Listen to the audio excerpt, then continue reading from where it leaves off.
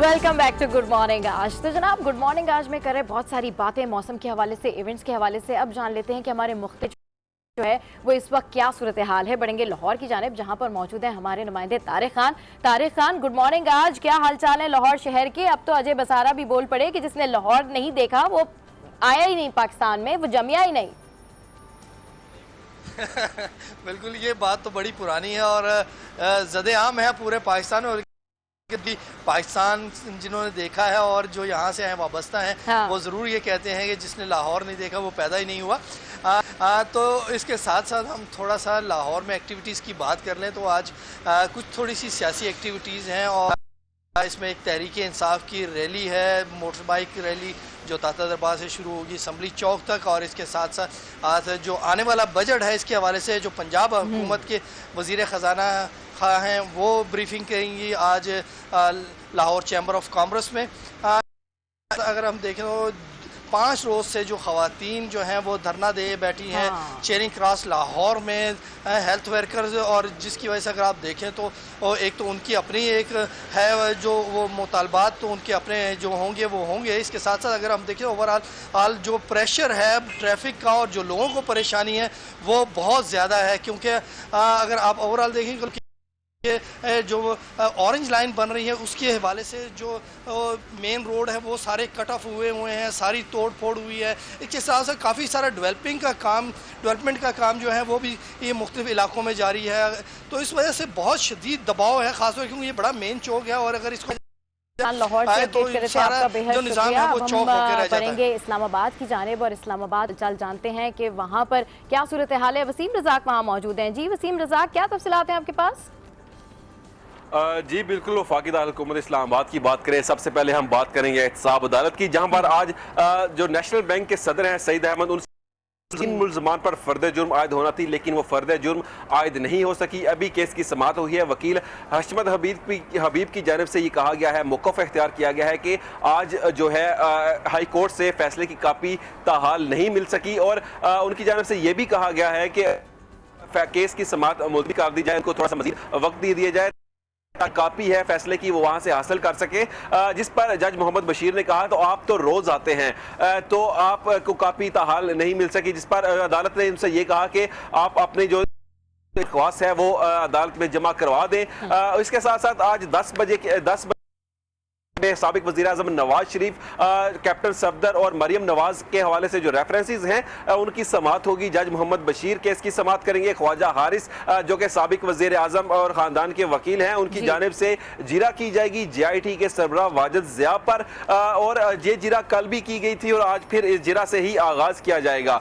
Supreme court की बात करें, सुप्रीम कोर्ट में आज दानियाल अजीज़ जो है तौहीन अदालत केस की समाअत होगी। जस्टिस शेख अजमत सईद की सरबराही में 3 रुकनी जो बेंच है इस केस की समाअत करेगा। गुज़श्ता समाअत पर दानियाल अजीज पर फर्द जुर्म आयद की गई। लाइन पर मौजूद रही है क्योंकि आज फिर एक दफा से अहम समाअत है। बताएं कि एहतसाब अदालत के लिए इस वक्त नवाज शरीफ वहां पर पहुंच रहे हैं। आपको इस खबर से हम अहम खबर से अपडेट करें क्योंकि आज समाअत है और आज फिर से एक दफा समाअत का सिलसिला शुरू होगा और फिर देखा जाएगा कि ख्वाजा हारिस की जानिब से है जो वो क्या जिरा करते हैं। क्योंकि वाजिद ज़िया के बयान के हवाले से कहा जा रहा था कि नून लीग का जो कॉन्फिडेंस है वो काफ़ी ज़्यादा बिल्ट हो गया है, लेकिन उसके बावजूद भी जो है वो इन समाअतों का सिलसिला जारी है और देखना यह है कि क्या निकलता है। बहरहाल आज अहम समाअत है और इसी समाअत के हवाले से वसीम रज़ाक भी हमारे साथ लाइन पर मौजूद हैं। मजीद जानते हैं वसीम रज़ाक से। जी वसीम रज़ाक, अपडेट कीजिए, मजीद क्या तफसीलात हैं आपके पास?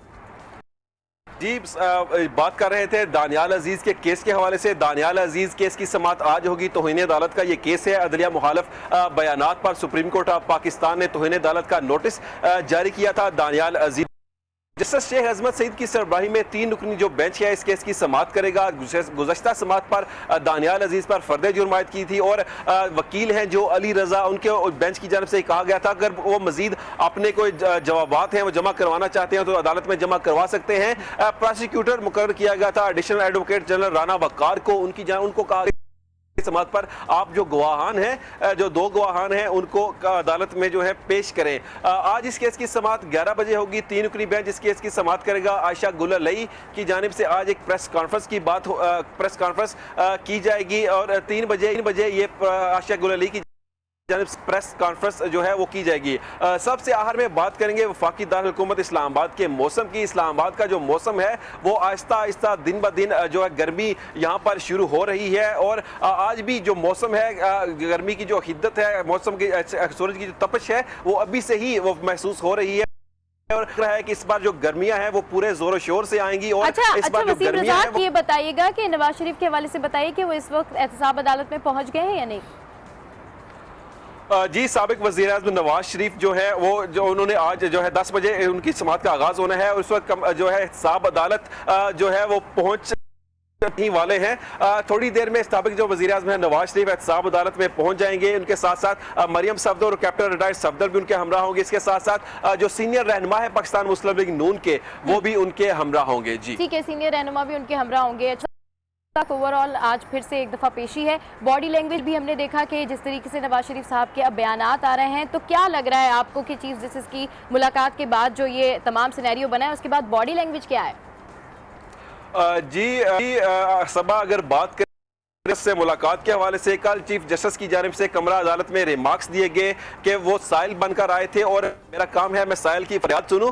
और लेकिन शाम को जो है फरियादी का लफ्ज़ इस्तेमाल किया गया था कमरा अदालत में। शाम को सुप्रीम कोर्ट ऑफ पाकिस्तान की जानिब से तर्जमान सुप्रीम कोर्ट की जानिब से एक बयान जारी किया गया जिसमें वो कहा गया कि फरियादी का लफ्ज़ जो है चीफ जस्टिस की जानिब से इस्तेमाल नहीं किया गया। और उसके बाद इस बयान की तरदीद आ गई। इस्लामाबाद से वसीम रज़ाक हमें अपडेट कर रहे थे, आपका बेहद शुक्रिया। और सियासी मंजरनामा जो भी चल रहा है इस वक्त वो बहुत ज़्यादा जो है वो कशीदा होता जा रहा है और जब कशीदा सूरत हाल हो जाए तो हम बढ़ते हैं एडिटोरियल्स की जानिब के उनमें क्या कुछ है। तो उसके लिए स्टूडियोज़ में हमें ज्वाइन किया है सीनियर सहाफ़ी नफीस। अस्सलाम वालेकुम and welcome to good morning. आज कैसे हैं आप? अल्लाह का शुक्र अल्हम्दुलिल्लाह। अच्छा, अभी वसीम रज़ाक से हम बात कर रहे थे मुलाकात के हवाले से, जिसके बाद कई बातें भी हुई और कल कई बयानात भी सामने आए। लेकिन बहरहाल अब भी आ गई है कि जी फरियादी का लफ्ज़ जो है वो इस्तेमाल नहीं किया गया और प्राइम मिनिस्टर जो हैं वो बिल्कुल एहतराम के काबिल। बिल्कुल, ये काफ़ी ख़ास कर हमारे साबिक वज़ीर आज़म ने भी इस बात पर बड़ा उसका नोटिस लिया था। उन्होंने कहा था कि आला अदलिया को या जजिस को इस तरह की रिमार्क्स नहीं देने चाहिए और वज़ीर आज़म की सवाबदीद है कि वो इसका नोटिस लें।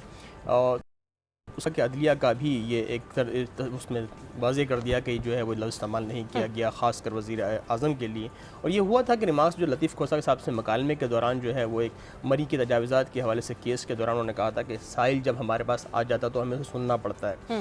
तो उन्होंने कहा कि ये किसी के या कोई साहिल का मसला क्या है, क्या मसला प्रॉब्लम क्या है? उन्होंने कहा कि मैंने साहिल का है, किसी का नाम नहीं लिया, किसी की वो नहीं, वही उसी वक्त तरदीद कर दी थी। लेकिन ये कि उन्होंने जो है फरियाद की थी लेकिन हमने कुछ नहीं दिया, ये भी तो उसके बाद। लेकिन अब ये क्योंकि अदलिया का केस है, अदलिया ने वाजे कर दिया कि हमने इस तरह का वज़ीर आज़म के बारे में नहीं कहा, तो इस पर ज़्यादा बात करना मुनासिब नहीं है, ये ख़त्म हो गई कहानी।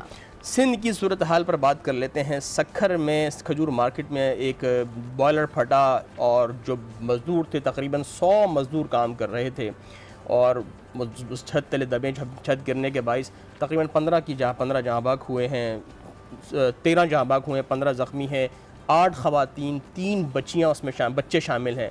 और असल कहानी हम कहते हैं चाइल्ड लेबर पे कितनी बातें होती हैं, आप देख रहे हैं NGOs काम कर रही हैं, गवर्नमेंट काम कर रही है, लेजिस्लेशन हो रहे हैं, लेकिन हर जगह आप सिर्फ सक्खर की जो अलमिया हुआ है यहाँ पर बच्चों की ख़वातीन और बच्चे 200 रुपये उजरत पर जो है वो सारा दिन जो है वो इन जिसे कहते हैं ना अक़ूबत खाना नुमा जो फैक्ट्रीज़ हैं यहाँ पर भी इस जो गोदाम में जहाँ भी धमाका हुआ यहाँ पर केमिकल इस्तेमाल होता है छुआरे धोने के लिए। छुआरों को जब वो गल सड़ जाते हैं इस तरह का, उन्हें जो है साफ शाइनी बनाने के लिए, नया रंग देने के लिए बाकायदा उनको धोया जाता है, उनमें केमिकल लगाया जाता है।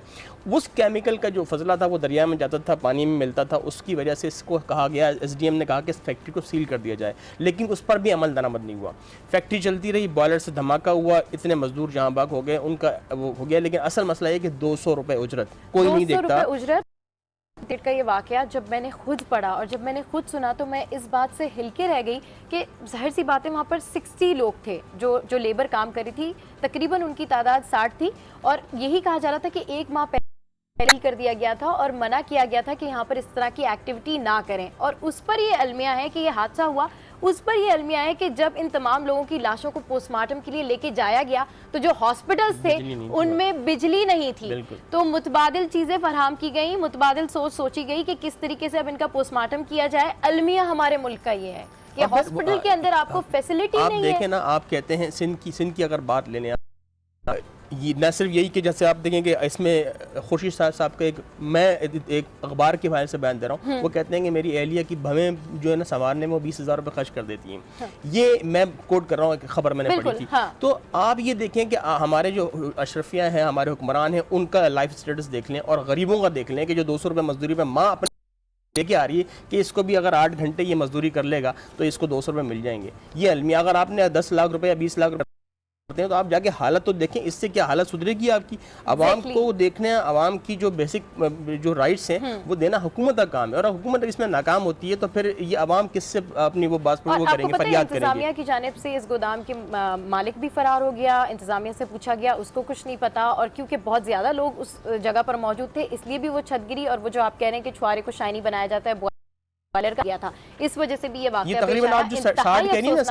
तकरीबन 100 लोग थे, लेकिन 50 फौरन निकल गए, जैसे छत का आधा हिस्सा गिरा तो 50 भागे, वरना बहुत ज्यादा नुकसान तो खैर अभी भी हुआ है। लेकिन एक और इसमें देखें, आप सिर्फ यही नहीं है, अगर आप सिंध की सूरत हाल देख लें, आप लोड शेडिंग का देख लें, कराची में आप देखें पारा अगर हाई हुआ तो दौरान लोड शेडिंग हो गया। कई इलाके ऐसे हैं जहां अब 8-9 घंटे की लोड शेडिंग हो रही है। बारे में कल भी बात कर रहे थे, हीट वेव के बारे में हम कल भी बात कर रहे थे, महकमा मौसमियात वाले भी अलर्ट कर रहे हैं, लेकिन अभी प्रॉपर तौर पर सिंध हुकूमत की जानिब से कोई ऐसा हाई अलर्ट सामने नहीं आया है कि जी आपने इमरजेंसी नाफिज की हो, हॉस्पिटल्स के अंदर आपने कोई इमरजेंसी नाफिज की हो कि हीट वेव से अगर तो वो किधर जाएंगे। बिल्कुल, यही हमने कल आवाम से ये बात करने की कोशिश की। आवाम का भी यही रद्द-ए-अमल है कि जो लास्ट हीट वेव आया था, हजारों अफराद उसमें मर गए थे उस वक्त, और हमने थी, अभी भी कहते हैं गर्मी की सूरत हाल ख़राब हो रही है तो आप कैंप्स लगाएं, पानी की अवेलेबिलिटी रखें, ताकि और ऐसे तिब्बी इमदाद दी जाए बर वक्त, ताकि कोई जो है हीट वेव का शिकार है उसको फ़ौरन जो है वो अस्पताल पहुंचाया जा सके, इससे पहले कि नुकसान हो। लेकिन अब तक हम देख रहे हैं कोई इस किस्म के कोई इकदाम नहीं किए जा रहे हैं। गर्मी बढ़ रही है, लोड शेडिंग हो रही है, अवाम परेशान है। और 2018 हुए जो कहते थे कि 2018 से पहले वो लोड शेडिंग का खात्मा हो जाएगा। बिल्कुल, वो हमने देखा था। सर्दियों में तो वैसे ही लोड शेडिंग का मसला, थोड़ा बिजली कम इस्तेमाल होती है। गर्मियों में यही कह रहे थे पहले भी कि गर्मियों में हुकूमत का टेस्ट होगा कि आया लोड शेडिंग खत्म हुई है कि नहीं, और ऐसा कुछ भी नहीं हुआ। आप देखें कि जैसी गर्मी आई और लोड शेडिंग का वही जिन जो है वो दोबारा बेकाबू होना। फिर हम ये दूध का रेट देख लें, अगर सिंध की सूरत हाल देखते हैं आप, अगर अद्वियात के हवाले से करते हैं, अस्पतालों के हवाले से बात करते हैं, आपने कहा कि लोड शेडिंग थी, आप दूध देख लें 94, जो हम कह रहे थे बड़ा मसाइल उठता है, कमिश्नर साहब कुछ कर लेंगे 94 पर आ गए। अब जो 1 अप्रैल से जो है वो जो अप्रैल फूल जो मनाया जाएगा वो 9 दूध की कीमत से मनाया जाएगा। अच्छा, मुझे आपने 1 अप्रैल बड़ी जबरदस्त याद दिलाई, वाकई सही कह रहे हैं। 1 अप्रैल को भी ऐसी कोई खबर आएगी उसको हम अप्रैल फूल ही कंसिडर कर सकते हैं, क्योंकि अभी तक तो यही हो रहा है, हुकूमत की जानिब से वादे तो किए जाते हैं लेकिन वो वफा नहीं होते। देखें ना, कहा जा रहा था कि आवाम पर बेजा लोड है ये, हम इसकी कीमतों का तयन करेंगे, कीमतों को कंट्रोल करेंगे, लेकिन क्या हुआ, 100 रुपये तो उनकी डिमांड थी ना, आपने 94 रुपये बढ़ा दिए। 94 रुपये पर लीटर जो है दूध फरोख्त होगा अप्रैल के बाद। एग्जैक्टली, कल हम एजुकेशन के हवाले से बात कर रहे थे, नकल माफिया के हवाले से बात कर रहे थे, नकल को आप देख लें। नकल को उसके हवाले से कहा गया कि सेंटर इस तरह से बनाए नहीं जाते, जब मराकज इतने ज्यादा होंगे तो उन पे चेक एंड बैलेंस रखना भी मुश्किल और होगा। यही नहीं, सिर्फ नकल, सिर्फ ये वो जो अब इम्तहानी मराकज की आप बात करें ना सबा, तो यहाँ तो ये जो बूटी माफिया है छोटे लेवल पर है, यानी कि पुलिस के शामिल है, इंतजामिया शामिल है, छोटे लोग शामिल है, लेकिन बड़े पैमाने पर आपको पर्चे की इतने नंबर चाहिए तो इसकी इतनी पेमेंट है, इतने नंबर चाहिए तो इतनी पेमेंट है, ये तक हो रहा है, यानी कि एक बड़े पैमाने पर इसका काम हो रहा है। तो फिर इस मुल्क की तालीम का और उसका तरक्की का फिर अल्लाह ही हाफिज़ है। देखिए ना नफी साहब, क्या सूरत हाल है, सेहत के हवाले से हम बात करें तो मायूसी होती है, तालीम की तरफ देखें तो मायूसी होती है, और फिर एक गर्मी में सबसे इम्पोर्टेंट चीज़ होती है कि आपकी बिजली तो आए, वो भी नहीं आती। पता नहीं, अब मेरे ख्याल में 2018 में जो हमारी कौम है उसको बहुत सोच समझ के फैसला करना होगा कि आपने वोट करना है तो ऐसे शख्स को वोट करना है जो लगता है आपको वाकई वो आपके मुल्क की तकदीर, आपकी तकदीर बदल सकता है, आपके तमाम शहरों के वो काम करा सकते हैं। अगला एडिटोरियल क्या सही कह रही हैं आप।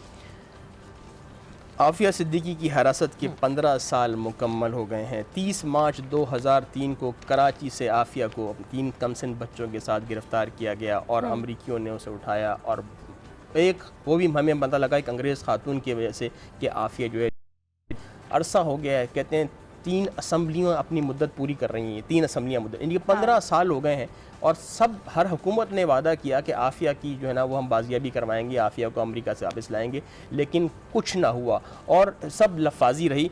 खुद साबिक वज़ीर आज़म नवाज शरीफ ने आफिया की वालदा से वादा किया कि मैं आपकी बेटी को दिलाता हूँ कि आपकी बेटी को लेके आऊँगा, लेकिन उनका भी वादा जो है वफा ना हुआ। तो इदारे यही कहते हैं कि और ये कोई ऐसा इतना मुश्किल काम नहीं था, और में जो है एक ख़त जो है वो आफिया को वापस ला सकता था। लेकिन साबिक सदर परवेज़ मुशर्रफ के टाइम पे ऐसा लगता था कि ये मसला सॉल्व हो जाएगा। असल में हो भाई तो दौर भी यही था, उन्हीं का था। तो सॉल्व होने का मसला था, लेकिन अब क्या ग्लिचेस हैं, क्या मसाइल हैं कि जो एक देखें ना, माशरे की सबा जो असल परखा जाता है वो यही होता है कि उस माशरे में ख़वातीन बेटियों से कितना उनकी पोजीशन है, उनका आप कितना एहतराम करते हैं, वही माशरा काबिल एहतराम होता है। तो आप अगर, और अमेरिका जो है वो अगर आप देख लें ह्यूमन राइट्स के हवाले से देख लें, वैसे तो वो बड़ी है, लेकिन एक खातून को 81 साल भर किसी नाकर्दा गुनाह की सज़ा देने के लिए उसने इसको अजियत में मुब्तला कर दिया है। एक इंसानी यानी कि जिसका एक अलमिया है आफिया की ज़िंदगी, उसके बारे में कोई सोचने वाला नहीं है, कोई हुकूमत की तरफ से। तो हुकूमत ही ये काम कर सकती है।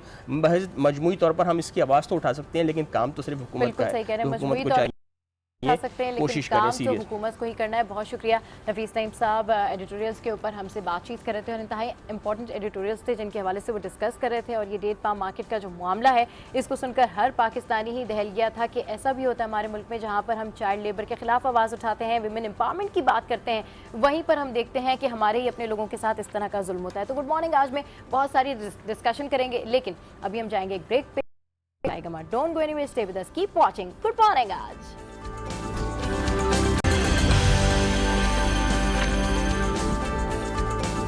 गुड मॉर्निंग आज, और जहां पर हम बात कर रहे थे एडिटोरियल्स के हवाले से, वहीं बात कर लेते हैं सियासत के हवाले से और उन तमाम जुमलों के हवाले से जो कल हमने बेतहाशा सुने। चीफ जस्टिस साकिब निसार ने वज़ीर आज़म को फरियादी कहने की खबरों की तरदीद कर दी है। जब इनसे सहाफ़ी ने सवाल किया, मुंतखब वज़ीर आज़म को फरियादी कहना दुरुस्त बात है, चीफ जस्टिस ने जवाब दिया, उन्होंने तो ऐसा कहा ही नहीं।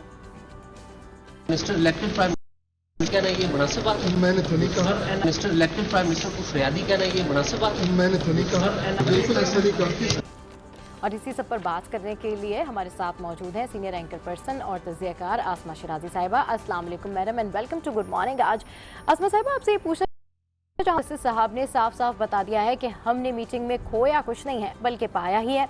चीफ जस्टिस साकिब निसार ने वज़ीर आज़म को फरियादी कहने की खबरों की भी तरदीद कर दी है। इस सारी सूरत हाल पर आप क्या कहेंगी? देखिए, फरियाद का जवाब जो चीफ जस्टिस ने दिया कि उन्होंने साइल को जो है वो सुना ज़रूर है, लेकिन हमने पाया है और या कुछ नहीं, तो इससे तो यही लगता है कि चीफ जस्टिस जो हैं उनके साथ मुलाकात के अंदर उन्होंने जवाब भी दिया है और जवाब ना में ही है। उन्होंने खैर रिमार्क्स भी दे दिए कि आप तसल्ली रखें, आपको एतमाद होना चाहिए पर जो लतीफ़ खोसा साहब के साथ उनकी जो डायलॉग हुई उसके अंदर, तो मेरा ख्याल है कि उन्होंने तो जो भी सवाल आया था उसका जवाब दे दिया है। मगर मुनासिब यही होता कि इस वक्त पे ये मुलाकात ना होती और ये कह दिया जाता कि चूँकि बहुत अहम केसेस हैं, खुद डायरेक्ट जो हुक्मरान जमात है उनके सरबराहान और उनके जो अहम रहनुमा हैं उनके खिलाफ हैं, लिहाजा ये मुलाकात नहीं होनी चाहिए, ये ज़्यादा मुनासिब था। लेकिन अब चूँकि ये मुलाकात हो गई है और उसके अंदर जवाब, और फिर चूँकि दो लोगों के बीच मुलाकात है, शकूक व शुबहात हैं, अफवाहें हैं, सवालात तो उठेंगे, क्योंकि ज़ाहिर है कि पाकिस्तान एक जमहूरी मुल्क है जहाँ पे अगर अहम डेवलपमेंट्स होती हैं, दो सरबराह मिलते हैं, तो इसके ऊपर जवाब तो ज़रूर, सवाल तो ज़रूर उठेंगे। जवाब अलबत्ता अब जो है वो ज़रूर आना चाहिए और वो हुकूमत की तरफ से आना चाहिए। हुकूमत को जवाब देना चाहिए कि वो थे, उनका एजेंडा क्या था। सुप्रीम कोर्ट ने एक एलामिया दिया है, उस एलामिया के अंदर उन्होंने जो रेवेन्यू और FPR से मुतालिक मामलात थे और केसेस निपटाने के हवाले से जो माली मामलात से हैं उसका जिक्र किया है। लेकिन क्या ये अच्छा हो कि वज़ीर आज़म कौम को, असम्बली को, ऐवान को इत्मीनान में लें कि वो चीफ जस्टिस से इस वक्त में क्यों मिले थे? अच्छा, जस्टिस साहब बहुत ज़्यादा एक्टिव नज़र आ रहे हैं, लोग यही कह रहे हैं कि बहुत ज़्यादा मुतहरिक हैं आजकल। क्या समझती हैं आप आगे आने वाले दिनों में क्या होने क्या जा रहा है पाकिस्तान की सियासत में? चीफ जस्टिस साहब ने तो ये भी कह दिया है कि अदलिया पर जायज़ तनकीद आप कर सकते हैं।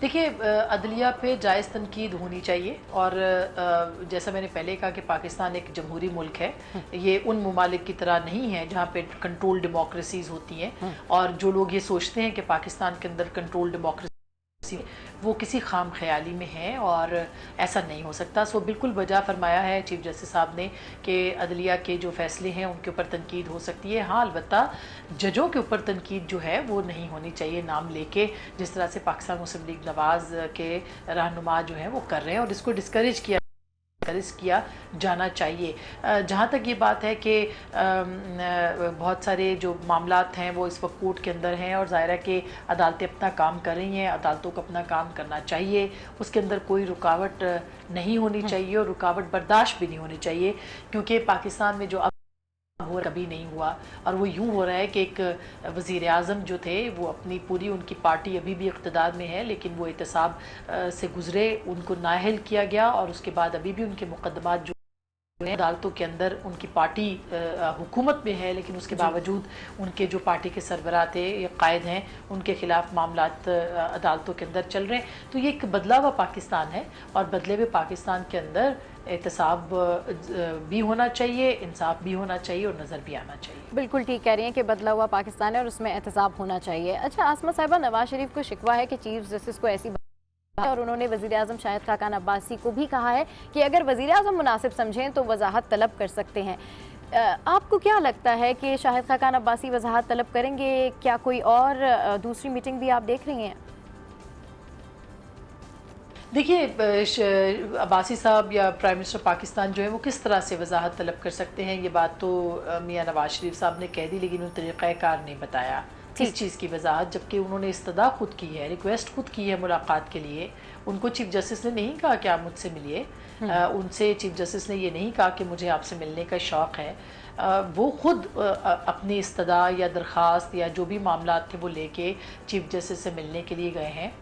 तो इसलिए उनको वजाहत तो नवाज शरीफ साहब को अपने प्राइम मिनिस्टर से लेनी चाहिए कि वो क्यों मिलने के लिए गए थे, और उन्होंने उनको एतमाद में लिया नहीं लिया, वो किन मामलात के ऊपर ज़रूरी समझते थे कि उनसे मुलाकात हो, और वो क्या बातें थीं या वो क्या शिकवे शिकायत थे जो कि वो लेके चीफ जस्टिस के पास गए हैं, या क्या वो फरियाद लेके गए हैं। मेरे ख्याल कि इसमें कोई हर्ज है, और मुलाकात में भी हर्ज नहीं होता। नॉर्मल हालात के अंदर जो इदारों के सरबराहान है, और ख़ास करके जब डायलॉग की बात खुद नवाज आते हैं तो डायलॉग के लिए तो मिलना चाहिए, लेकिन सबसे अहम जिम्मेदारी जो है वो इस वक्त प्राइम मिनिस्टर पाकिस्तान के ऊपर है कि उनको उनका जो बयानिया है वो बताना चाहिए, उनका जो स्टेटमेंट है ये कि वो क्यों मिलने के लिए गए थे, ताकि ये अफवाह और ये जो एक क्योस और एक जो शुकूक शुबहात किसी इन्वायरमेंट है ये ख़त्म हो। बिल्कुल सही कह रही, पिक्चर जो है वो क्लियर होनी चाहिए। चीफ जस्टिस साहब ने ये भी वाजे कर दिया है कि मुल्क में ना जुडिशल एनआरओ और ना ही जुडिशल मार्शल लॉ आ रहा है, मुल्क में सिर्फ आयन और जमहूरियत रहेगी, बाकी कुछ और नहीं होगा। तो फिर क्यों इतनी कन्फ्यूजन फैलाई जा रही है, जबकि चीफ जस्टिस साहब तो वाजे भी, लेकिन सिचुएशन को जो है वो राउंड किया जा रहा है। मेरा ख्याल है कि इसमें तो कोई कन्फ्यूजन नहीं है और ना ही कोई फैला रहा है। इसके अंदर एक स्टेटमेंट आया था शेख रशीद साहब की तरफ से, और उसका फ़ौरन जवाब अगले ही दिन तो जनाब चीफ जस्टिस साहब ने दे दिया था कि कोई जुडिशल मार्शल लॉ का सवाल ही पैदा नहीं होता, और फिर जुडिशल एनआरओ का भी आज उन्होंने कह दिया कि सवाल पैदा नहीं होता नईम बुखारी साहब के साथ बात करते हुए।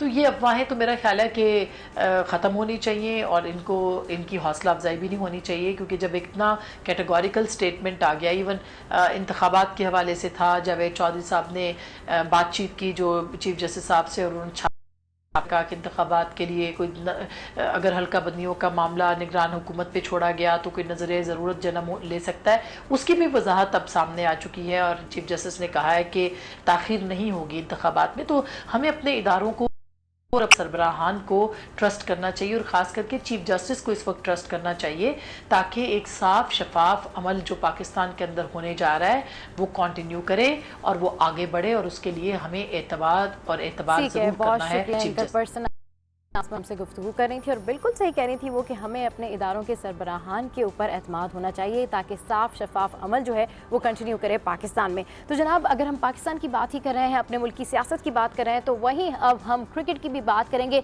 लेकिन एक ब्रेक के बाद, क्योंकि गुड मॉर्निंग आज में आ गया है एक instant break. So here we go and here we come, stay with us, keep watching. आज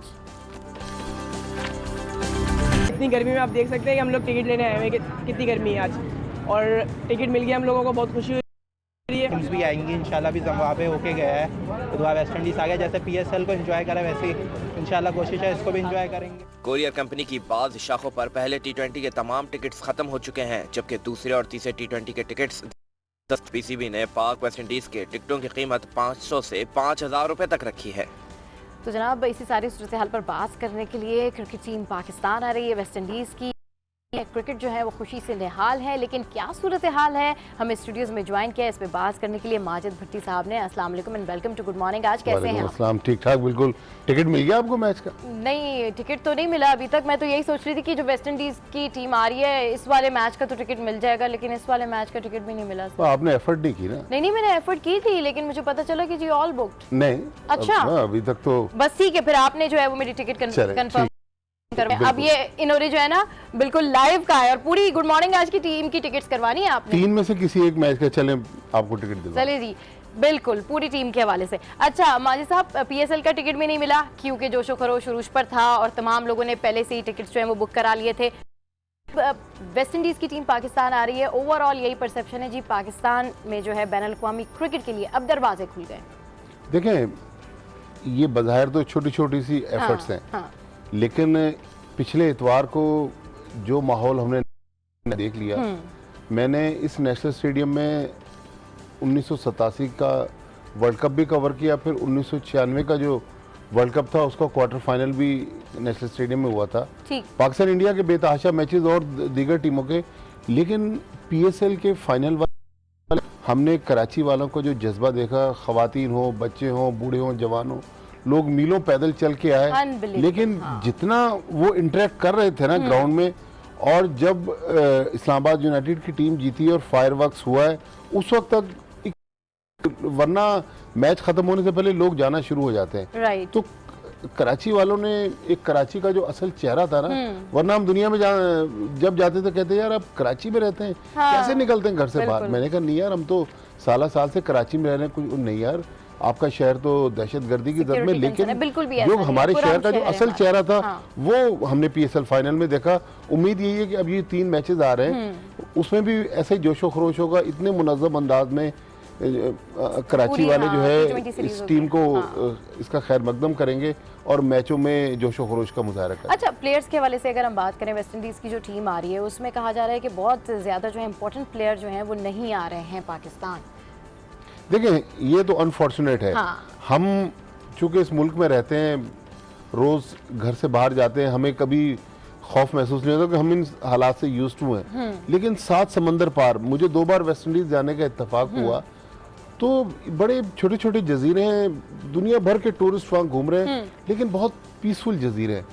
अब जब जाती है कि बम फट गया, इतने लोग उसमें हलाक हो गए, तो एक अजीब और एक परसेप्शन होता है, लेकिन जब ये टीम आएगी तो परसेप्शन भी क्लियर होगा। देखिए, आस्ता आस्ता खत्म हो रहा है। श्रीलंका बहुत बड़ी, उनकी एक बहुत बड़ा श्रीलंका की टीम पे अटैक हुआ, उनकी टीम नवंबर में लाहौर आई। अब वेस्ट इंडीज की टीम आ रही है, ठीक है, उनके बहुत सारे बड़े नाम नहीं है, लेकिन 5 से 6 अभी भी प्लेयर हैं। तो ये बज़ाहिर तो देखें, जो गैर मुल्कियों का पाकिस्तान के बारे में एक परसेप्शन है, उस परसेप्शन को ख़त्म करने के लिए और उनके कॉन्फिडेंस को बहाल करने के लिए मेरा ख्याल ये छोटी छोटी सी एफर्ट्स है। लेकिन पाकिस्तान क्रिकेट बोर्ड, हमारी सिक्योरिटी फोर्सेस, फिर हमारे जो लोग हैं, देखें मिलके इस वक्त कोई आसान काम नहीं है। आपको काफ़ी लंबी सिक्योरिटी ड्रिल से गुजरकर पैदल चलना पड़ता है और अंदर जाकर। माजिद साहब, जितनी सिक्योरिटी थी कराची के लोगों ने, इतनी सिक्योरिटी हर आप देखें राउंड अबाउट के पे थी, लेकिन खुशी से दे वर वेरी हैप्पी कि नहीं आप चेक कीजिए, हम पेशेंस का मुजाहरा करेंगे, हम सिक्योरिटी जितने भी कंसर्न है वो क्लियर करा के स्टेडियम में जाएंगे। मतलब जज्बा इतना। देखिए, अब पाकिस्तान क्रिकेट बोर्ड पर एक तो उन्होंने अब टिकटों की कीमत कम कर दी, ये अच्छा काम है, लेकिन जो लोग ग्राउंड में जा रहे हैं उनके लिए जाहिर है मैच तो 3.5 घंटे का, लेकिन 3-4 घंटे पहले जाना पड़ता है, 2-3 घंटे रास्ते में गुजारने पड़ते हैं। तो मेरा ख्याल ये फास्ट फूड की इतनी आउटलेट्स हैं, किसी फास्ट फूड कंपनी को हायर करने, फैसिलिटेट करें ताकि पता चले ना कि भाई लोग तफरी के लिए जाते हैं ना। इस पे भी PCB गौर कर लेगा। अब बात कर लेते हैं हम टीम पाक के हवाले से। इस टीम में, हमारी पाकिस्तानी टीम में जो स्क्वाड है उसमें अहमद शहजाद के हवाले से बड़ी बातें हो रही हैं।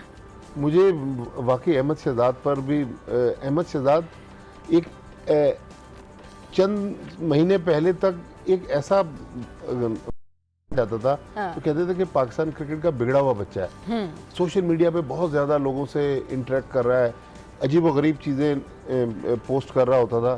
देखिए अब वो सोशल मीडिया से तो गायब हुआ, क्रिकेट पे फोकस है, लेकिन उसकी जो ग्राउंड है वो वैसी नहीं है जैसी होनी चाहिए। तो मेरे ख्याल में अहमद शहजाद के लिए भी ये 3 मैचेस जो हैं ये वेकअप कॉल है। अदरवाइज वो टेस्ट टीम से पहले बाहर है, वनडे टीम में भी कम उसको लेते हैं। अगर इन 3 मैचों अच्छा, में माजिद साहब कामरान अकमल अकमल ने भी बहुत जबरदस्त दिखाई थी, लेकिन उनके साथ क्या मामलात हुए इस हवाले से भी डिस्कशन करेंगे। लेकिन अभी गुड मॉर्निंग आज में वक्त हुआ है एक इंस्टेंट ब्रेक का, so don't go anywhere, stay with us, keep watch.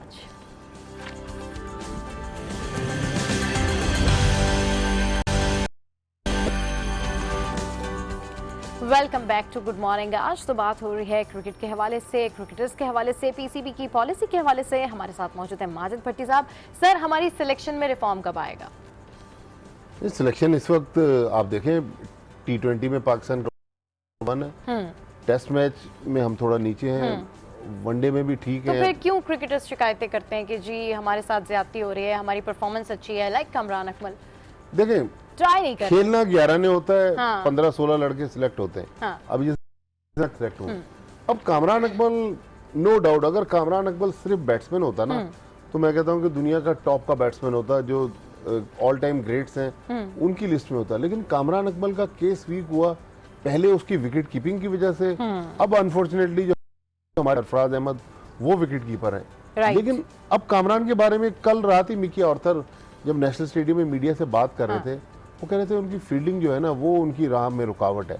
सही, वो जो कैच है वो बस वो जो कैच उस कैच ने उनको पीएसएल में हीरो से विलन बना दिया। और जब वो 33 रन रह गए और आसिफ अली का जिस तरह वो बल्कि मैं एक न्यूज चैनल पे देख रहा था, उन्होंने गाना लगा दिया कि कहीं पे निगाहें कहीं पे निशाना। तो कैच वहां जा रहा है, ये हाथ यहाँ कर रहे हैं। तो बस देखें, अनफॉर्चुनेट है। लेकिन बिल्कुल काफी हद तक आपकी बात ठीक है कि सिलेक्शन में हमने किसी के लिए कोई क्राइटेरिया रखा हुआ, किसी के लिए कोई क्राइटेरिया रखा हुआ है।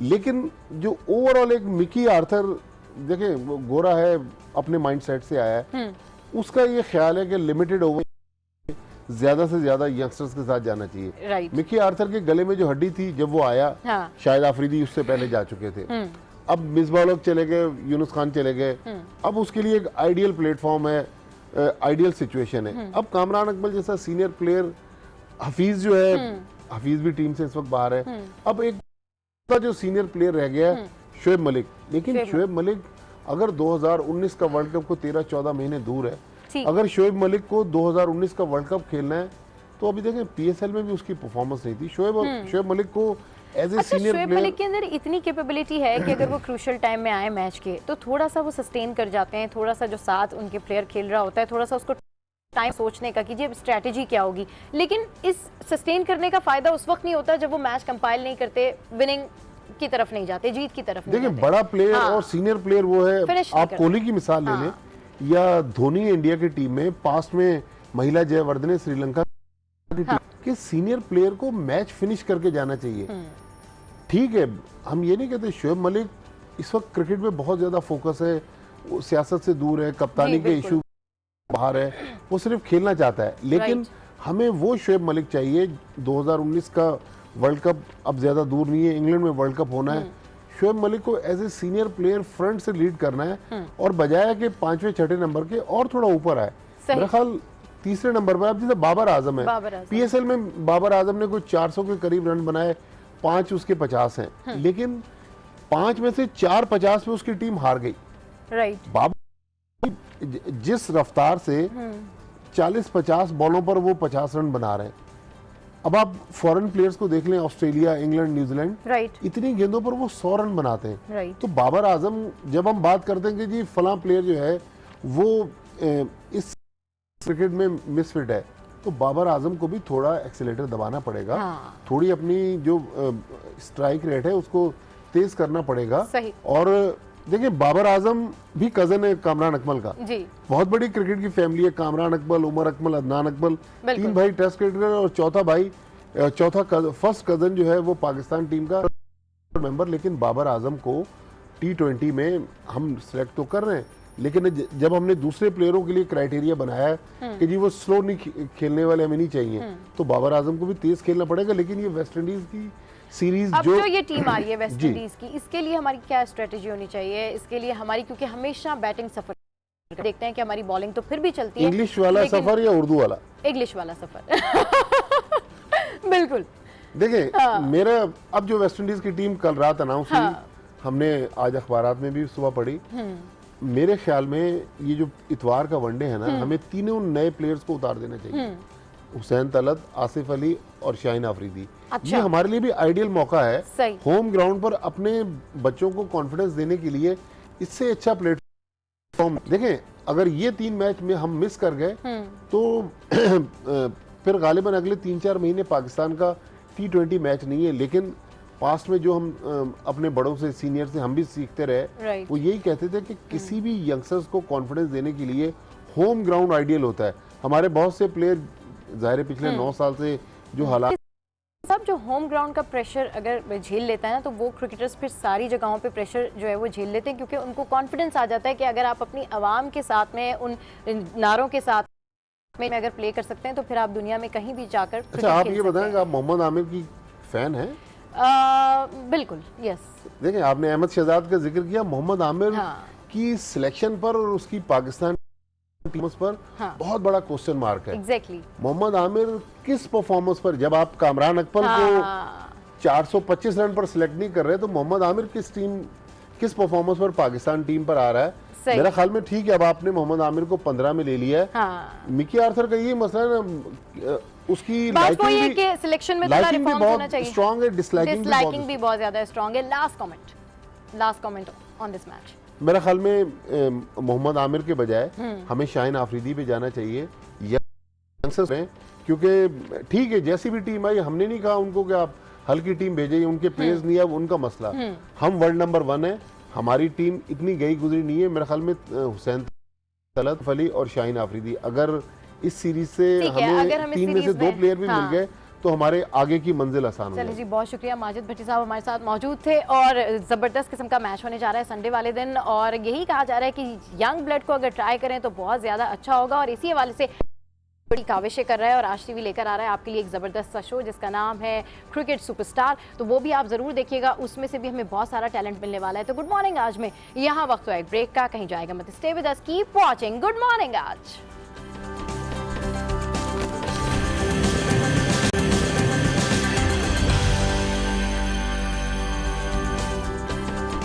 Welcome back to good morning आज। और गुड मॉर्निंग आज में आज हम बात करेंगे अहम मौज़ूआत पर जो कि हमें अहम लगते नहीं हैं, जैसे कि ग़ीबत है, चुगली है, या फिर किसी पर ऐब लगाना। और ये सारी बातें हम अपनी कन्वर्सेशन में बड़े आराम से कर जाते हैं, लेकिन एक्चुअली हमें पता ही नहीं है कि इन सारी बातों से किसी की ज़िंदगी पर क्या असरात मुरतब होते हैं और ख़ुद हमारे लिए कितनी नेगेटिव वाइब्स हमारे सराउंडिंग्स में क्रिएट होती हैं। तो इस बातचीत पर, इस मौजू के ऊपर गुफ्तगू स्टूडियोज़ में हमें ज्वाइन किया है मुफ्ती नूर रहमानी साहब ने। अस्सलाम वालेकुम मुफ्ती साहब, बहुत शुक्रिया आप हमारे स्टूडियोज़ में आए।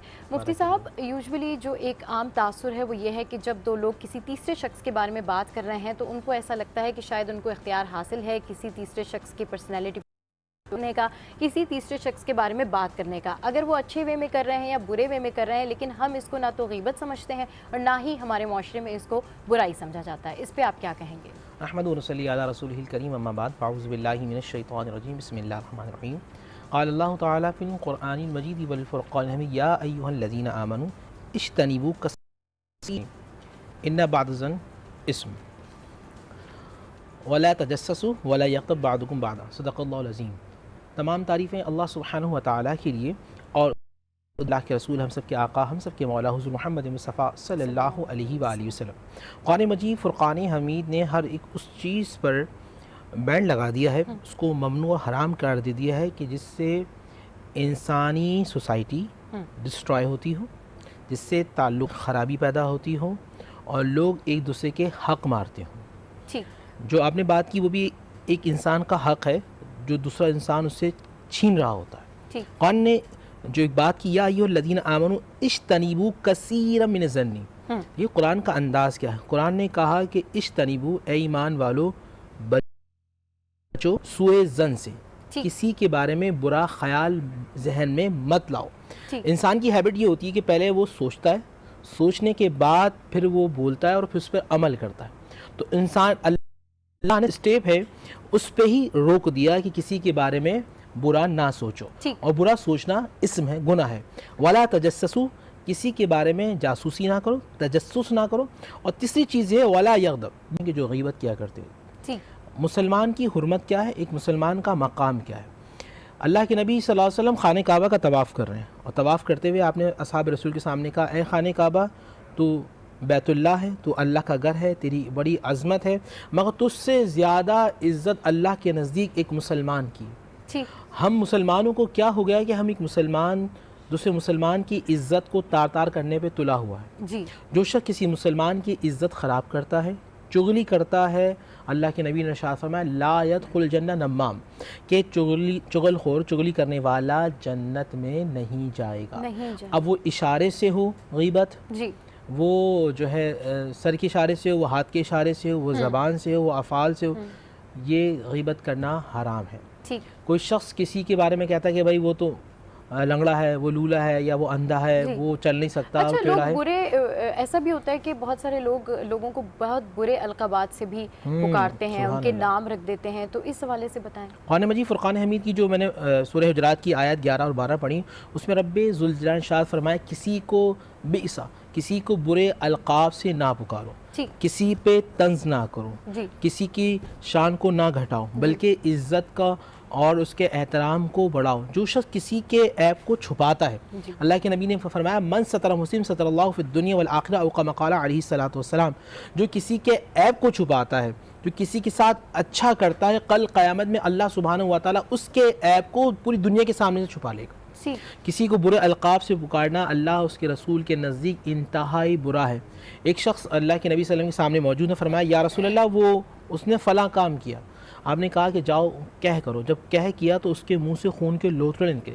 अल्लाह के नबी ने फरमाया कि तुमने जो गीबत की थी, तुमने बुरा अलक़ाब से पुकारा था, ये उसका नतीजा है। तो हमें उससे महफूज रहना चाहिए। बिल्कुल, हमें उससे महफूज रहना चाहिए। अच्छा, एक तो गीबत की बात हो गई, चुगली की बात हो गई, दूसरी जानिब हम ये देखते हैं कि हमने किसी के साथ कोई मामला होते हुए नहीं देखा, लेकिन हमने जाके किसी को वही बात कह दी, जिसको कहते हैं कि ऐब लगाना। इस तरह के जो माशरे में रवैया आम होता जा रहा है, इस पर आप क्या कहेंगे कि आपको कोई बात किसी के बारे में अगर कन्फर्म नहीं भी है, तो आपने अपने पास से कोई बात कह दी। देखिए, एक बात याद रखिए कि जो किसी गीबत करता है, ऐब लगाता है, किसी की इज़्ज़त को ख़राब करता है, वो शख्स जहन्नुम में जलता रहेगा।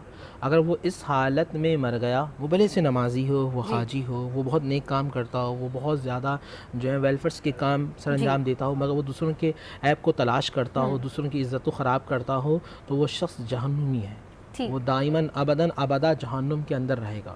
अल्लाह सुब्हानहू व तआला के सामने जब वो पेश होगा, तो अल्लाह सुब्हानहू व तआला निदा फरमाएगा दूसरे शख्स को जिसकी वो गीबत करता था, या ऐब तलाश करता था, या उसको उसकी इज़्ज़त को ख़राब करता था, कि भाई तुम इससे अपना हक़ लो।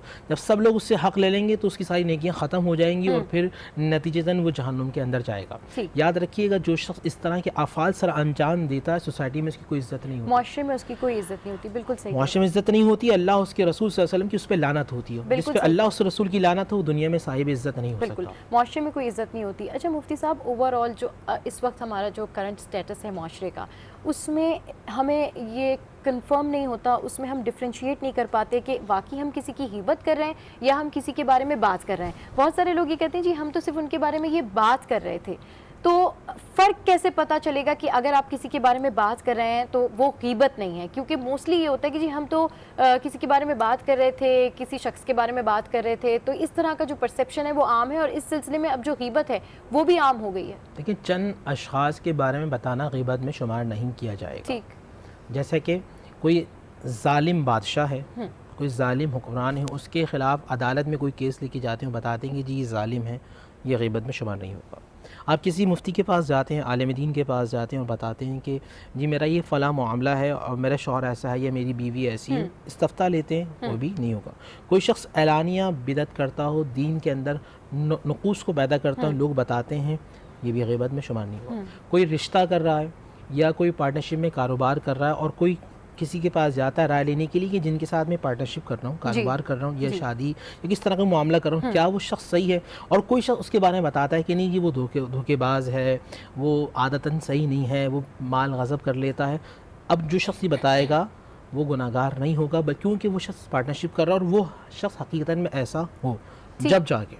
अच्छा, हमारे यहाँ एक मामला ऐसा हो गया कि हमारे यहाँ ना एक नेशनल एक हैबिट हो गई है, जब 5 अशख़ास बैठते हैं तो फिर इंटरनेशनल ग़ीबत कॉन्फ्रेंस शुरू हो जाती है। अच्छा जी, बिल्कुल हो चुका है। हाँ। उससे क्या होता है, जब ग़ीबत शुरू करते हैं तो अल्लाह सुब्हानहू व तआला की रहमतें उठना शुरू हो जाती हैं। जब अल्लाह की रहमतें जाती हैं तो शख्स वहाँ बुराइयाँ आती हैं, वहाँ गलत फहमियाँ आती हैं। शैतान का मामला ऐसा था, शैतान 2 मुसलमान भाइयों के दिलों में नफ़रतों को पैदा कर देता है। आज हम जाते हैं, हम एक मोहब्बतें नहीं है। पहले के लोगों में जो मोहब्बतें होती थी उसकी सबसे बड़ी वजह ये थी कि वो बुराइयां नहीं करते थे। मगर आज इस ज़माने के अंदर अगर 2 आदमी बैठे हैं तो वो फ़ौरन में मोबाइल खोलेंगे और उसके अंदर वो फेसबुक पे ऐसी बात कर देंगे कि वो इंतशार फैल जाए। जो शख्स सोसाइटी के अंदर इंतशार पैदा करता है, मुआशरे को बिगाड़ता है, ये फसाद फिल अर्द के ज़ुमरे में आता है। अच्छा। और वो शख्स इंतहाई गुनाहगार होता है। अल्लाह उससे रसूल सल्लल्लाहु अलैहि वसल्लम की नापसंदीदा अशख़ास के अंदर वो शामिल हो जाता है। हमें ऐसे काम से बचना चाहिए जिससे हम अल्लाह उसके रसूल के जो फहरिस्त से जिससे अल्लाह नाराज़ होता है उसमें शामिल हो जाए। ठीक है। अच्छा मुफ्ती साहब, क्योंकि अब ग़ीबत हमारे माशरे का हिस्सा बन गया है और जैसे कि आपने कहा कि बिल्कुल 5 लोग अगर एक जगह बैठते हैं तो किसी भी छठे शख्स की जो है वो ग़ीबत शुरू हो जाती है। इस तमाम सूरत हाल को हम रोक कैसे सकते हैं? लोगों के अंदर अब ये किस तरह से बात पैदा की जाए, किस तरह से ख्याल डेवलप किया जाए कि नहीं उनको लोगों की ग़ीबत नहीं करनी है, किसी के बारे में बात नहीं करनी है? तो ये किस तरीके से हम इस अवेयरनेस को उजागर कर सकते हैं, किस तरीके से हम पॉजिटिव सोसाइटी जो है वो प्रेजेंट कर सकते हैं? देखिए बहन, पॉजिटिव सोसाइटी के लिए सबसे पहले ये होगा, जो आपकी सबसे पहली दरसगाह है, जो आपका इंस्टीट्यूट है, वो होता है बच्चे के लिए उसकी माँ। ठीक। जब बच्चा माँ से कभी जो है वो दादी की ग़ीबत सुनता है, कभी वो फूफो की ग़ीबत सुनता है, तो उसके जहन में वो चीज़ें बिल्डअप होना शुरू हो जाती हैं। जब वो बाहर निकलता है तो वो क्लास के अंदर भी बच्चों की एक दूसरे से ग़ीबतें कर रहा होता है या चुगलियाँ कर रहा होता है। तो ये चीज़ इतनी पुख्ता हो जाती है कि ख़ानदान के ही लोग उसको नापसंद कर देते हैं और ख़ानदान से फिर पूरा मुआशरा उससे कहता है कि ये शख्स जो है ना ग़ीबत करने में बहुत माहिर है, और लोग उससे कटना शुरू हो जाते हैं। तो सबसे पहले ये कि हमें अपने बच्चों की अच्छी तरबियत करना होगी और फिर हमें कुरान और सुन्नत के मुताबिक ज़िंदगी गुजारना होगा। जो वईदें आई हैं, जैसे मिसाल के तौर पर अल्लाह सुब्हानहू व तआला नाराज़ होता है, जब अल्लाह नाराज़ होता है रिज़्क़ से बरकत उड़ जाती है, जब रिज़्क़ से बरकत उड़ जाती है घर में परेशानी आती है, बीमारियाँ आती हैं, इंसान तकलीफ़ में मुब्तला हो जाता है और अल्लाह सुब्हानहू व तआला की रहमत से दूर हो जाता है। हम जब एक काउंसलिंग करेंगे तो इंशाअल्लाह लोग इससे बचना शुरू हो जाएंगे। इस वक्त ज़रूरत ये हम लोगों की तरबियत करें, ऐसे प्रोग्राम्स करें कि जिसमें बताया जाए कि ये मुआशरे का सबसे ज़्यादा बुरा काम है और ये वो काम है जिससे अल्लाह उसके रसूल सल्लल्लाहु अलैहि वसल्लम मना फरमाए। ग़ीबत सुनना, ग़ीबत करना हराम है। अच्छा, ये जो आपने बात की ना मुफ्ती साहब की ग़ीबत सुनना, बहुत दफ़ा ऐसे होता है कि बहुत सारे लोग हैं, ख़वातीन हैं, मर्द हैं, या जितने भी आपके फैमिली में लोग हैं या दोस्तों में लोग हैं, वो जो भी हैं, तो ये होता है कि 4 लोग अगर ग़ीबत कर रहे हैं, कोई 5वां वहाँ पर चला गया तो वो कहते हैं मैं तो सिर्फ सुन रहा था और मैंने तो कुछ कहा नहीं। तो इस हवाले से वो किस ज़ुमरे में आता है? बहुत अच्छा सवाल है। जिस तरह ग़ीबत करना हराम है, इस तरह ग़ीबत सुनना भी हराम है। अच्छा। सबसे बेहतरीन काम तो ये कि आप उस महफिल से उठकर चले जाएं जहाँ लोग बैठ के दूसरी ग़ीबत कर रहे हैं, आप उठ के चले जाएं, क्योंकि गुनाह में शरीक होना भी शरीक गुनाह होता है और फिर उसके असरात उस बंदे के दिल पे जाते हैं। एक बात जहन में रखिएगा बहन, कि जिस तरह इंसान की जिस्मानी बीमारियां होती हैं, इस तरह रूह की भी बीमारियां हैं। ठीक। अगर जिस्म बीमारियों से लागर हो जाता है तो चलने फिरने के काबिल नहीं होता। इसी तरह रूह अगर लागर हो जाए तो वो अल्लाह की क़ुर्ब हासिल नहीं कर सकती जी। और रूह की सबसे बड़ी बीमारी जो है वो हसद है, बुग़्ज़ है, नफ़रत है, अदावत है, जलन है। आपको चाहिए कि आप ऐसे प्रोग्राम्स को अटेंड ना करें। अगर आप ये समझते हैं कि मेरे मिसाल के तौर पे कोई शख्स मुलाजिम है और वो ऑफिस में गया तो वहाँ सारे बॉसेस बैठे हुए हैं, बोर्ड ऑफ डायरेक्टर्स बैठे हैं, वो किसी की ग़ीबत कर रहे हैं। अब अगर इस चीज़ सोचता है कि अगर मैं यहाँ से उठकर गया, हो सकता है मेरी जॉब चली जाए, एक मिसाल दे रहा हूँ, तो उस सूरत में क्या किया जाए? तो उस सूरत में उलमा फ़ुक़हा ये फरमाते हैं कि वो बैठे मगर दिल के अंदर जो है वो बुरा ख्याल करते रहे। दूसरी बात है, कान लगा के उनकी ग़ीबत को ना सुने, कान लगा के ग़ीबत को ना सुने। अच्छा, ग़ीबत जब कोई कर रहा होता है तो उसके पीछे यही होता है कि वो शायद हसद का शिकार है या फिर वो किसी किस्म का एहसास कमतरी का शिकार है। तो किस तरीके से ये हसद और ये एहसास कमतरी या ये नेगेटिव वाइब्स हम अपने अंदर से दूर कर सकते हैं? बहुत अच्छा सवाल है। नेगेटिव जो थॉट्स हैं उसको दूर करने के लिए कि आपको पॉजिटिव होना होगा। ठीक। और आप पॉजिटिव कैसे होंगे? आप पॉजिटिव कुरान मजीद, फुरकान हमीद की तालीमात से पॉजिटिव हो सकते हैं। रसूलुल्लाह सल्लल्लाहु अलैहि वसल्लम के तरीके को अपनाकर आप पॉजिटिव हो सकते हैं। आप पॉजिटिव वैसे नहीं हो सकते। आज इस ज़माने के अंदर, बिलखुसूस पाकिस्तान के अंदर, हर पाँचवा छठा आदमी हमें नफ्सियात के अमराज में मुब्तला नज़र आता है। उसकी सबसे बड़ी वजह हसद है, गीबत है, बुग़्ज़ है, अदावत है, एक दूसरे से जलना है, जिसकी वजह से वो इतना हाइपर हो जाता है, वो कभी मालखोले के अमराज में मुब्तला हो जाता है। हर चौथा बंदा डिप्रेशन के अंदर है, ब्लड प्रेशर के अंदर है, शुगर के अंदर। उसकी वजह है कि अंदर अंदर जलना। आप अल्लाह सुब्हानहू व तआला की नेमतों को देखें। याद रखिएगा, मोमिन कभी हसद नहीं करता, मोमिन हमेशा रश्क करता है कि ए परवरदिगार आलम, तूने इसको अता फरमाया, ए अल्लाह मुझे भी अता फरमा, ए अल्लाह इस मेरे भाई को दुगना अता फरमा। जब वो दुगने की बात करता है तो अल्लाह सुब्हानहू व तआला उसको तो अता करता है, मगर जो शख्स दुआ मांग रहा होता है अल्लाह उसको 3 गुना ज़्यादा अता फरमा देता है। 3 गुना ज़्यादा। तो मोमिन को चाहिए वो हसद ना करे बल्कि रश्क करे। इंसान की जो आइज़ होती है ना, हम कहते हैं कि नज़र को लग जाना, जी, तबाह हो जाना, तब एक अब माइंड सेंसेस ये कहती है कि जब इंसान नेगेटिव हो जाता है, तो जब वो किसी चीज़ नेगेटिव अपनी आंखों से किसी चीज़ को देखता है तो नेगेटिव जो है ना एनर्जी निकलती है, तो सामने जाती है और जिससे वो पूरी जगह नेगेटिव हो जाती है। अगर आप पॉजिटिव होते हैं तो आपकी जो आई से पॉजिटिविटी निकलती है। आप पॉजिटिव हो जाते हैं, पूरा माइंड इन्वायरमेंट को पॉजिटिव कर देते हैं। तो जो लोग पॉजिटिव है उनके साथ उठना बैठना शुरू कर देते हैं। ठीक है, बहुत शुक्रिया। मुफ्ती नूर रहमानी साहब इस वक्त हमारे साथ मौजूद थे और इंतहाई अहम मौजू के ऊपर वो बात कर रहे थे, गुफ्तगू कर रहे थे कि, और उनका यही कहना है कि जब आप पॉजिटिव हो जाते हैं तो आपका पूरा एनवायरनमेंट जो है वो पॉजिटिव हो जाता है। हसद से, गीबत से और तमाम तर इन मसाइल से बचने का एक तरीका यह है कि आप हर हाल में अल्लाह ताला का शुक्र अदा करें, फिर आप गीबत से भी दूर रहेंगे और हसद से भी दूर रहेंगे। तो गुड मॉर्निंग आज में यहाँ वक्त है एक ब्रेक का, ब्रेक के बाद वापस आएंगे। Stay with us.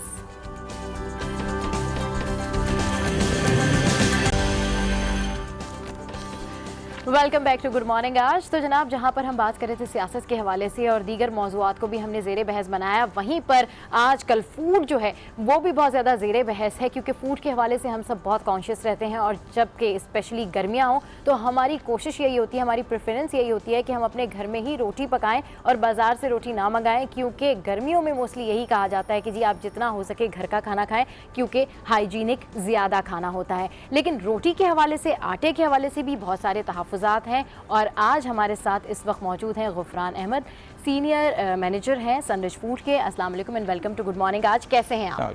Thank you. तो जहाँ पर हम फूड के हवाले से बात करते हैं और मुख्तलिफ खानों के हवाले से बात करते हैं, खाबों के हवाले से बात करते हैं, उनका मज़ा जब भी दुबाला होता है जब एक रोटी जो है ज़बरदस्त सी हो, जो कि ईजी टू स्वेलो हो और जिसको खा के लगे कि जी वाह ज़बरदस्त रोटी थी और ज़बरदस्त जो है वो सालन था। जी बिल्कुल।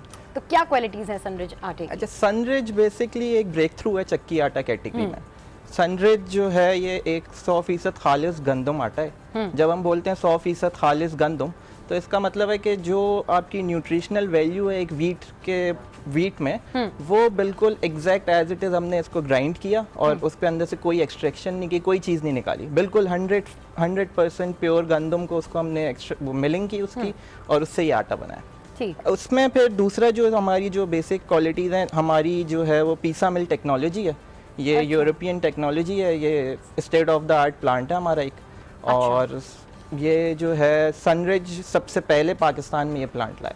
अच्छा, सनरिच ये प्लांट सबसे पहले पाकिस्तान में लाए। अभी इस वक्त पीसा मिल टेक्नोलॉजी है, इसकी स्पेशलिटी क्या है? इसकी स्पेशलिटी ये है कि एक तो इसके अंदर जो प्योर ग्राइंडिंग है वो ग्राइंडिंग बिल्कुल प्योर होती है। उसके अलावा जो सनरिच का जो इस प्लांट की बेसिक वो स्पेसिफिकेशंस हैं, जो बेसिक इसकी क्वालिटी है, उसका ये फ़ायदा है कि ये हमारा जो आटा है ये बिल्कुल कंकर मिट्टी से पाक है।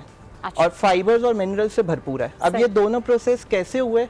फाइबर्स मिनरल्स से इस तरह भरपूर है कि जो वीट के अंदर जो फाइबर्स मिनरल्स हैं वो एज इट इज़ ग्राइंड होके आ गए, कोई उसमें से एक्सट्रैक्शन नहीं हुई, तो वीट की पूरी न्यूट्रिशनल वैल्यू आटे के अंदर आ गई। मतलब 100% न्यूट्रिशनल वैल्यूज जो है वो इसमें है, वो इसके अंदर मौजूद है। सही। अच्छा, इसको छानना भी नहीं पड़ता? इसको छानना भी नहीं पड़ता, बिल्कुल कंकर मट्टी से पाक है। कंकर मट्टी से कैसे पाक होता है? ये जो हमारी जो टेक्नोलॉजी है उसके अंदर 3 स्टेप क्लीनिंग प्रोसेस है। अच्छा। तो 3 स्टेप्स में जब क्लीनिंग होती है, वीट में थोड़ी सी इम्प्योरिटीज आती हैं साथ में, क्योंकि ज़ाहिर एक नेचुरल प्रोडक्ट है, उसके साथ आ जाती हैं। तो जब वो 3 स्टेप क्लीनिंग होती है तो उसके अंदर सारी जो डर्ट होती है, स्टोन्स आ जाते हैं, इस तरह की हर चीज़ साफ़ हो जाती है। उसके अलावा जो जर्म्स वगैरह, बैक्टीरिया वगैरह होते हैं, वो सब भी बिल्कुल प्योर क्लीनिंग होके आपको ये फाइनल प्रोडक्ट मिलता है। अच्छा गुफरान, बहुत सारे लोग ऐसा करते हैं कि एक जो है वो सफ़ेद किस्म का आटा लेते हैं, उसके साथ एक और आटा भी मिला रहे होते हैं कि जी टेस्ट भी आ जाए थोड़ा, रोटी के अंदर जो है वो उसका वो रोटी मज़े की भी बने, गोल भी बने, बने। लेकिन जो आपका ये सनरिज आटा है, इसकी क्या क्वालिटी है? इसके साथ ये बिल्कुल आप जब यूज़ करेंगे तो इसकी ये उतना ही जो है मज़े की रोटी होती है? जी, मज़े की तो, क्योंकि जो वीट की पूरा जो मज़ा है वो इसके अंदर शामिल है, तो इसके अंदर कुछ मिलाने की ज़रूरत नहीं है। हम भी इसमें कुछ नहीं मिलाते, डायरेक्ट जो वीट है वही ग्राइंड करते हैं। तो उससे फ़ायदा ये होता है कि वीट की बिल्कुल जो है ना, वीट एज इट इज़ जो है वो ग्राइंड हो जाती है जब, तो फिर इसके अंदर कुछ मिलाने की ज़रूरत नहीं पड़ती आपको। बिल्कुल एक तो साफ़ भी होता है और फिर कोई मट्टी वट्टी भी नहीं होती, तो और उसके अलावा भी कुछ एडिशन नहीं करना पड़ता, बिल्कुल एज इट इज़ इससे आप रोटी बनाएं, बिल्कुल बेहतरीन ज़बरदस्त रोटी। सही। अच्छा, क्योंकि जब हमारे यहाँ ट्रेडिशनल खाने भी होते हैं और यूजुअली होता है कि जब आप रोटियाँ बना रहे होते हैं, आपकी फैमिली में रोटियाँ बन रही होती हैं और आप किसी काम से बिजी हो गए, मसरूफ़ हो गए, जब दोबारा आप खाने की टेबल पे आते हैं तो आप कहते हैं जी रोटी ठंडी हो गई, अब मज़ा नहीं आ रहा, फ्रेश नहीं है। इसकी क्या क्वालिटी है? अच्छा, इसमें भी हमने जो है एक बिल्कुल ब्रेक थ्रू किया है इस मसले को। ये बहुत सारे हाउस होल्ड्स में ये मसला होता है कि रोटी सुबह बनती है, वो दोपहर में नहीं खा सकते, वो फिर दोपहर में दोबारा बनानी पड़ती है, रात में बनानी पड़ती है। तो उसके लिए तो ये किया है कि हमारा ये हमने प्रॉपर इसकी टेस्टिंग भी कराई है। जो हमारी रोटी है वो 6 घंटे नर्म और ताज़ा, ये हमारा एक ब्रांड वैल्यू है, 6 घंटे नर्म और ताज़ा। तब उससे क्या होता है कि जो सुबह ऑफिसेज में लोग जाते हैं वो सुबह घर की रोटी लेके जा सकते हैं। यही क्वेश्चन है। हाँ, तो वो जब सुबह उनके घर से उनको वो रोटियां मिलेंगी, तो जब वो उसको लंच में खाएंगे तो उनको एकदम ज़बरदस्त नर्म रोटी मिलेगी। अच्छा, ये हम जो ये कहते हैं कि हम 6 घंटे नर्म और ताज़ा, ये ऐसे ही नहीं है, इसकी हमने बाकायदा इंडिपेंडेंट लैब से टेस्टिंग कराई है और उसमें ये बिल्कुल सक्सेसफुल रहा है कि 6 घंटा तो एटलीस्ट आपकी रोटी 6 घंटे तो कहीं नहीं गए। मतलब अगर आपने सनरिज आटे से रोटी बना के आप लेके आए हैं तो आप कभी भी अपना लंच कर सकते हैं, चाहे आप 1 घंटे बाद करें या 2 घंटे बाद करें, आपको बिल्कुल ऐसा फील आएगा कि आप अभी ताज़ी नर्म रोटी खा रहे हैं और वो वाला जो आपका झंझट है ना वो दूर हो जाएगा कि जी रोटी तो अब ठंडी होगी, अब तंदूर से मंगाना पड़ेगी या फिर घर जाके दोबारा खाना पड़ेगा। तो ये तो बड़ी ज़बरदस्त जो है वो टेक्नोलॉजी है। अच्छा, ये बताएं कि बहुत सारा जो रोटी होती है, बहुत सारे जो आटे होते हैं, वो आपका डाइजेस्टिव सिस्टम जो है उसको कभी कभी अपसेट कर देते हैं, तो ये इसका क्या प्रोसेस है उसमें? अच्छा, वो बेसिकली मिलावट और जो एक्सट्रैक्शन होती है ना, उसी की वजह से वो डाइजेशन प्रॉब्लम्स होती हैं।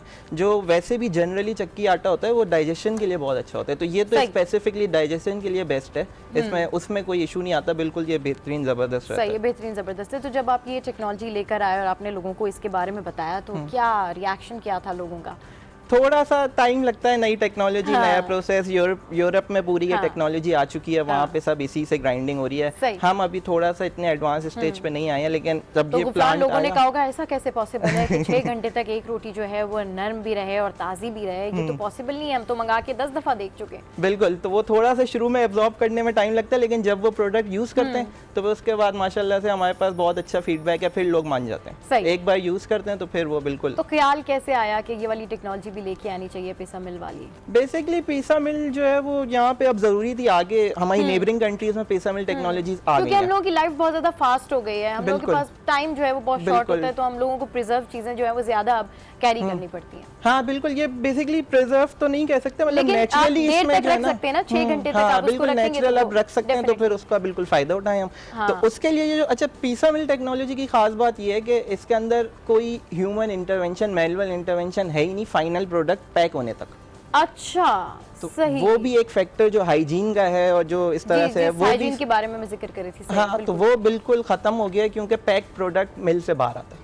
ओके, ये प्रोडक्ट जो हमारा ये बात है जी, मतलब आपको टेंशन लेने की जरूरत ही नहीं है कि ये हाइजीनिक रोटी है या हाइजीनिक रोटी नहीं है, कौन से होटल से आपने मंगाई है, इसका क्या मयार है, किस तरीके से इस आटे को गूंदा गया होगा। अच्छा, आटे के वाले से हम बात कर रहे हैं तो हम लोग जब बड़े तहफ़्फ़ुज़ात का शिकार होते हैं कि जी हमने खाना मंगवाया बाहर से, वो हाइजीनिक है नहीं है, स्पेशली रोटी के हवाले से, तो इसका जो ओवरऑल प्रोसेस है वो किस तरीके से होता है सारा? अच्छा, इसमें ये होता है कि बेसिकली वीट भी हमारी बहुत सेलेक्टेड स्टेशन से पूरी आती है, उसके बाद उसकी क्वालिटी चेकिंग होती है, क्वालिटी टेस्टेड वीट जो है वो इनटेक में, पिसा मिल की इनटेक में आ जाती है। उसके बाद ऑटोमेटेड प्रोसेस है, उसका कितना जो है टेम्परेचर रखना है, किस तरह से ग्राइंडिंग करनी है, पूरा ऑटोमेटेड हमारा प्लांट है, उसमें सिर्फ करना होता है कि ये इस पैरामीटर्स पे रोटी मतलब आटा बनेगा और फिर वो ऑटो ग्राइंडिंग होके बिल्कुल पैक होता है। अच्छा, इसके बीच में क्लीनिंग होती है, तो क्लीनिंग और सारी क्वालिटी चेक्स भी होते हैं। अच्छा, बीच में हमारा पूरा क्वालिटी सिस्टम है, क्वालिटी के प्रॉपर चेक्स होते हैं, हर स्टेज के बाद क्वालिटी चेक होती है कि ये जो आटा अभी इन प्रोसेस है ये अगले स्टेज पे जा सकता है या नहीं जा सकता। प्रॉपर क्वालिटी चेक्स होते हैं, फिर जब फाइनल आटा बन जाता है उसका क्वालिटी चेक होता है, उसके सारे पैरामीटर्स अगर फुलफिल होते हैं फिर वो पैकिंग पे जाता है और फिर वो पैक होके फाइनल स्टोरेज जाता है। चले, रोटी का तो ज़बरदस्त आपको फीडबैक आ रहा है आवाम की जानिब से, बड़ा अप्रिसिएशन आपको मिल रही है। ये बताएं पराठे कैसे बनते हैं?